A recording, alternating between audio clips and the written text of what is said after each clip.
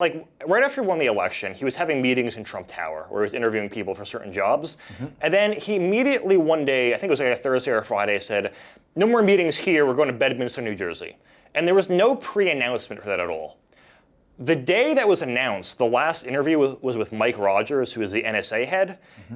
I think it's very likely he said something to Trump that spooked him and made him want to do interviews somewhere else so it wouldn't be surveilled. Wow. It's something we can't prove, but it seems very likely. And I would argue, too, Obama was really pissed off after that, too, and threatened to fire Mike Rogers because he allegedly didn't tell Obama beforehand he was meeting with Trump. And then he claimed his official reason for wanting to fire Rogers later was that he didn't do enough to fight ISIS or some nonsense, which just seems like a stupid excuse. So I think Obama, he probably told Trump something like, you're being surveilled in this manner, like not literally Trump Tower being wiretapped, but you're being surveilled in X, Y, and Z, and you should probably be cautioned about that. And that's why he moved. That's our theory of why. It would make sense. Unbelievable. Yeah. You know, this keeps coming up with the left where they accuse you of doing what they're guilty of. Yeah, they always project. They always project. When they talk about genocide, that's because if they get into power, these socialists will end up committing genocide. There are no right-wing celebrities saying confront your left-wing senators and all that. So yeah. That's true. So we've got the P tapes covered, right? Yes. I think we may have an unturned stone with that, though. What is the exact allegation? I think it's just like... I thought he had prostitutes piss on a bed. Well, it's like... And then say it was Obama. So it's basically like a liberal fantasy of the story, which is kind of how you know it's not true. Right. I think their narrative is he rented a hotel room that Obama once stayed in so then he could defile it or something. It's really stupid. Oh, I see. So Obama slept on that bed? Hey, prostitute, pee on me. Pee on that bed. And on me. And on me. Yeah. There's a germaphobe. Yes. Who might be autistic a little bit. You think so? Yeah, he's very regimented Really? with his and the way he eats too. Huh. In a good way. I mean, the spectrum's wide. I want an autist up there. You got to be autistic to take on the entire world. All right, let's go through some more myths. What about the Trump Tower meeting? So that one's very interesting.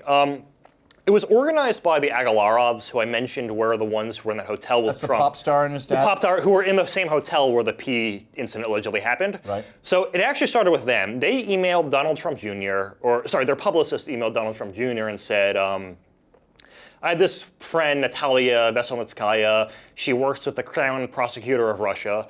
There's no such title as a Crown Prosecutor of Russia, so I think he probably injected that to be like, she's connected to the Russian government and wanted him to entrap himself. Oh, okay. But, I mean, he denies that, of course.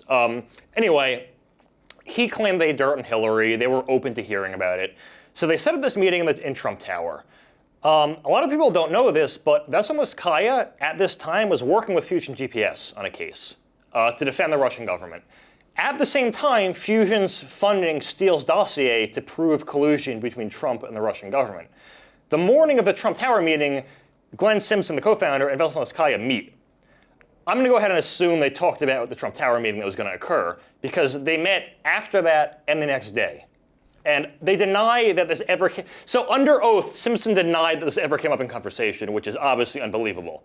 Right, I'm confused here. So Fusion GPS is an American company. Yes. And they were responsible for the Russian dossier. Yes. Wasn't the Russian dossier just the P thing? Or there was all this other stuff in there, too. That was part of it. That's probably the most sensational. And that's the one Daily Beast leaked? Was it that? BuzzFeed. BuzzFeed. Yeah. BuzzFeed leaked that. Yeah. And at the same time, they were working with the Russian lawyer who went to Trump Tower. I understand. And there is overlap between the cases, and that there are people who worked on both cases, so there is a direct connection. Sounds like we have raging incompetence. Because correct. There's all these terrible No one knows overlaps. this. There's all this conflict of interest. It sounds like terrible scam after terrible scam. And when I find out, I boil it down to what exactly the allegation is, I go, I don't care if Donald Trump's son met with someone who said they had dirt on Hillary. You should meet with someone who says they have dirt on Hillary. And I don't care if you pay prostitutes to pee on a bed. I couldn't care less. Unfortunately, I think other people do, but why is that affecting foreign policy or anything? Technically, it's not, I guess. I mean, I guess the thing would be that they blackmailing Trump, but I don't know. I mean, you'd think they would have released it by now, because the thing is, Trump has objectively been harder on Russia than Obama, just not in his rhetoric. Like, the amount of sanctions he's put on Russia is way out of proportion to what Obama did. So, oh, really? Yeah. And Putin, I don't understand why it's just a given that Putin wants Trump in. So for what? I mean, he did. Okay, so he admitted in that Helsinki summit he preferred Trump to Hillary, but he also said in 2012 he preferred Obama to Romney. So, but what's it going to lead to? I mean, it proves free nothing. Trade with America, and it doesn't prove collusion. Like, so what? He supported them. The Brits supported Hillary. Like, what? So what? You know, they always lie about what they care about too. I remember when they thought Hillary was going to win, they were all pro-electoral college, and now they hate the electoral. college. The theory was Trump might win the electoral college, but not the popular. Yeah, right. And I also remember this. It was John Oliver had a show. He has a show. Yeah. But he had read that it's illegal for another country to influence elections, and he wanted Canada to get involved in sabotaging the election, and he heard it's a $5,000 fine. But he was going to take the bullet. So he said, let's do it. I'll do the 5,000. So he had Mike Myers come on the show, just as an RCMP, on a horse, and he had hosers with snowblowers and hockey guys, and they all did a song about how you shouldn't vote for Trump. Yeah, okay. And so they were really into foreign collusion. Then it was the cool thing to do. And we have in the book too a lot of, and I mentioned this with the John Brennan thing. In Britain, their version of the NSA is called the GCHQ. It's a government something headquarters. But anyway, it's like their NSA. In fact, Edward Snowden actually warned against it when he came out against the NSA too, which is an interesting note. But we have an agreement with them called the Five Eyes Agreement, like it's an intelligence sharing agreement. And one of our theories is one of the main reasons the British government opposed Trump and was relaying intelligence to John Brennan is because you can't be in the Five Eyes Agreement with anyone or any nation that supports torture. And Trump obviously vowed to bring back waterboarding and, quote, much worse. So we think that was a large motivation for them in trying to relay damning information to John Brennan and then to the FBI. Because they don't want America to be in the Five Eyes. No, they want us to stay in it, and we're worried we wouldn't be able to and share info because they can't. And they would lose information if we get booted out. If we get booted out for support of torture, which understand. Obviously hasn't materialized regardless, but was a fear. So we're doing a lot of hopping around here. Yeah. With the Donald Trump meeting the Russian thing because of dirt on Hillary. Where did that go to? Where is it now? So it actually didn't. So she claimed she had all this dirt on Hillary, and she ended up just talking about like the Magnitsky Act and like Russian adoption or American adoptions from Russia. So she didn't have anything she claimed to have. And what's interesting is she brought a translator with her who used to work for Hillary Clinton in her State Department. So basically, if Donald Trump said anything incriminating, they were pretty sure it would not get lost in translation. Was why I imagine he was there. Oh, I see. Yeah. So obviously he did not take the bait. The end of the meeting after 20 or so minutes, Trump released all the emails when it came out. But I assume they were trying to entrap him with that meeting, and he just did not take the bait. Well, when you think about it, they've got absolutely everything. Because I was going to say, why say Russia? Yeah. Why say you were colluding with Russia? Why not say you were screwing a porn star? No, they did say that. Why not say that you didn't deserve your wealth? It was a tax scam. Yeah. No, they have said that. Right. They've come at him with pretty much everything but murder. Correct. And alcoholism because he's never had a drink. All right, let's go through this. What about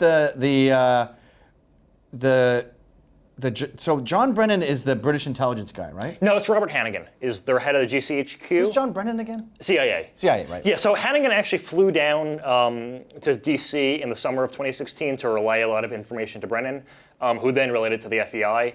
And Brennan claims, as I mentioned earlier, that's what started the FBI counterintelligence investigation to the Trump campaign, which is now the special counsel. What's interesting with Robert Hannigan, the guy who relayed info, is right after Trump was inaugurated, he stepped down. And he was only in the position for less than 2 years, didn't give any 2 weeks notice, and just claimed, I have family issues. And there's no evidence there's actually anything, no sicknesses in the family since then or anything. So this timing seems suspicious. It's like, did he think someone was going to come out damning to him or something since Trump won? I don't know the explanation for that, but it's just an odd coincidence. You know what's incredible about this whole book? Yeah. Is how much money and power and authority, and then not just in politics, but in the media, how much came at him, right. And he still won. He made it a WWE match, and Yeah. They were not ready for that. Well, it's kind of heartening because it shows you that there's still democracy in this country and the people still have power. People are still thinking for themselves, yeah. Yeah. Like, I know this is off topic, but like even with the Christine Ford things that came forward recently, the Huffington Post did a poll, and I think 25% of women thought it was credible. So, and if that's up what the Huffington Post is saying, it's probably less, yeah, so. Well, I'll never forget when he was in Florida during the campaign, and he pulls up his phone, and we were hearing about how he's a loser, and no one likes him, and he's not going anywhere, and he has it on, what's it called, portrait, thank God. And he just goes like this, and it is, I'm going to say 50,000 people. Yeah. I mean, it was just a sea of human beings. It looked like M&Ms. It's like a concert almost going on. Yeah, really. I want to go to I've one. used that analogy before. I said it was like Rolling Stones in Rio de Janeiro. I had friends in college who weren't political who were like, "You guys want to go to Trump rallies sometimes?" Yeah. I went to one. It was really fun. I wish I did. Yeah. Especially when he would say "build the wall," everyone would go nuts. We went in Long Island, and it was a manufacturing town where they used to make planes for the military, and all those jobs are gone. Right. And so to be in one of these big hangars where they used to make F-15s, that's cool. And there's all these people whose dad used to have a job right in that very spot. Cool. It was really inspiring, and you realize, wow, we can get people elected, and the media cannot brainwash us. I think they have a lot of power in Britain and Canada with the BBC and the CBC, these government-funded media things. But you got 80% of the media here, maybe 90 left-wing. We had, what was it, last summer, they did a study and they found 90% of the stories about him were negative. Yes, yep. Yet the people can see through all that bullshit. And not only are 90% negative, I think it's 6 or 7% of journalists are Republicans. Right. So it's gonna. Now take that to academia and professors and then teachers and even kindergarten teachers. And you've got just this tsunami of prejudice on top of anyone who wants to, love America. Yeah. And it's not even that too. It's like, I think more than the media, I think celebrities, like your favorite musician or your favorite actor having a left-wing view is going to be much more influencing than some guy on ABC. Because if you're a young person, you're going to be much more likely to idolize or connect with these people and be much more likely to adopt or mimic those kind of views. Well, that's probably why they are in such a state of panic when it comes to Kanye West. Yeah, it's hilarious. I just read this morning that Pete Davidson went up to him backstage at SNL and said, having mental illness is no excuse to be a jackass. Take the hat off. Oh, God. Someone was joking that the election is now a proxy war between Kanye and Taylor Swift after last night. Right, so, God. Yeah, they do have a lot of influence, but at the end of the day, I think that Americans are more independent thinkers than Britain and Canada and a lot of other Western countries. And that might be because that's the origin of America. Yeah. It was, a lot of opposing views, and they started talking to each other, which was Britain's idea, by the way. And they said, let's have lots of different viewpoints. And then they said, hey, while we're hashing this out and learning how to use guns and training our own militia, let's kick Britain out. Yeah. Well, on the gun, it does amaze me how pro-gun this country is, despite how relentless the media is on that issue. Yeah. Well, it's also weird when you leave. Like I was in Israel, and all these teenagers have AK-47s. Yeah, just walking around. Because they can't let a Palestinian get it, so they have to sleep with it and take it to prom and everything. But then when they get out of the military and they become adults, they become pretty anti-gun, or they remain anti-gun. That's weird. They're not pro-gun over there. So I remember reading they're #1 in concealed carry per capita, but that could just be because of military service. It's probably just during those years. Okay, because as soon as they're done in the military, they're like, get that thing away from me. I don't like those. Yeah. And I've noticed in Australia, I'm going on tour there, so I've been talking to a lot of Australian media, and they're with me with the Venerate the Housewife entrepreneur. They love all that stuff. Free speech. We need more free speech. And they go, and guns, and they go, Actually, you ever hear that argument in Australia that the 20 years before they had their worst shooting, there's 13 shootings and there's 0. So I looked into each individual public shooting. So to give some summary, they claim that there's a really bad shooting in 1996, and that in the 20 years before there was 13 shootings. In the 20 years since, there have been none. So I looked at every shooting individually, and in only 4 of them were committed by guns that were banned in 1996, meaning all the other ones could still happen today, just for whatever reason they have not, which is interesting. Yeah, you're really good at that. You're good at I'm debunking myths. And it kind of concerns me, though, because we are free thinkers, and we are independent thinkers, but if you're slightly lazy, then there's plenty of straw men that you've got to sort of push out of the way. Well, it's so, and that John Lott refutes the Australian it's thing so good. And it's really well. It's just frustrating because when people make the Australia argument, you can make it on Twitter in 100 characters, and Kim Kardashian can tweet it and get 50,000 retweets. Jim Jeffries gets a show exactly. on Comedy Central. But then I write a rebuttal that takes 20 hours to research, and I get like 2,000 people read it, and it's like, are you kidding me? Like, it took so much time to go through those. The other one that you debunked was this whole idea of Northern Europe is socialist and it works great. And the left, that's one of their main talking points with socialism. They go, yes, Venezuela failed, yes, Cuba failed, but look at Norway. Look at Finland. Well, the difference is Venezuela and Cuba are what they would call, quote, real socialism, while those countries are free market capitalist with really high taxes. Yes. And in fact, I mean, yes, they are prospering, but you can look at them before these welfare state eras, and their GDP was higher, and all the other things. No, they're on the way to Venezuela. And they are literally spending their parents' money. And what I think is the most convincing, you look at Swedish Americans who, like, and obviously we don't really get much immigrants there, so the Swedes here, their families have been here since the 1700s. They're wealthier than Swedes in Sweden, and the same is true of the Danes and the Norwegians. So they're doing better off here under our system than they are back. No matter how well it works, we're still doing better here. Well, they also don't have illegal immigrants reaching off the system and not paying their fair share. They also don't have an obesity epidemic, which is very expensive. And they accrued their wealth when they were a free market society. Correct, Now that they're rich, they decide to try socialism, and it's not turning out well for them. The average age of their large companies there is like 50 plus years, while here, Amazon's been around 20 years, and it's now the biggest company in the world. So it's just, there's not as much innovation there. Like, I think IKEA will be their namesake brand for the next 400 years because they're not going to come up with anything else in Sweden. I think you're right. I think you're right. All right, so we're running out of time here. Have we covered every myth in Spygate? I'll give a very Dick Morris answer and say, if you want to learn more... Ooh, that's good. Hold on. Read my book, Spygate, The Attempted Sabotage of Donald Trump. Do you get the feeling that they're kind of done with Russia? Because they move so fast. Like, Kavanaugh is over. That was a weird... You're never going to hear Kavanaugh's That was like name a century packed into a week. That was bizarre. It really is. Like, my wife, she's kind of left-wing and she hates controversy, and she goes, now they're saying that whatever. I remember when they were saying they separate kids from their parents. And I said, the place they're putting these kids look really nice to me. And what's the alternative? Putting them in like a jail cell with their parents as they're awaiting trial? That goes back to what I was saying earlier. I keep saying to the left, what do you want? What do we do? Tell me your scenario. Or have you heard the talking point that they're now missing thousands of kids? Yes. Do you know the origin of that? No. So once the kids are placed with a family, they call the family every couple of months to follow up. And if the family just doesn't answer, they're quote unquote missing. Oh, so that's how you get a missing child, is the family just not answering your survey. So when my wife was panicking about that, going, they think that you think that kids should be separated. And I go, I know it's uncomfortable. Give it 2 days. And everyone will forget. 2 days, and it'll be on. And it's moving that fast. Kavanaugh went a little longer than I thought it would. But now Kavanaugh's dumped, they've shed their tears, and I don't know what will be. It'll happen in the next day. My prediction, Ruth Bader Ginsburg will die within the next 2 weeks, and then we'll get a new cycle after that. Oh, we've already figured that out. You have? Okay. Yeah. What's going to happen is she's going to die, and then they're just going to keep her propped up there. Like you won't notice a difference.